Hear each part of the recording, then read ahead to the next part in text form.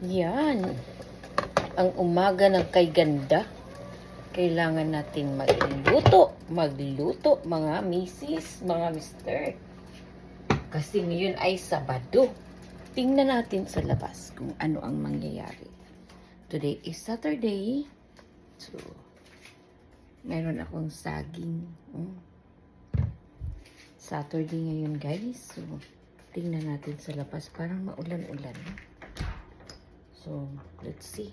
Outside. It's Saturday. Ay, parang makulimlim ata ngayong araw na to. Makulimlim. Parang umulan. Wow, ang aking sibuyas. Ayan.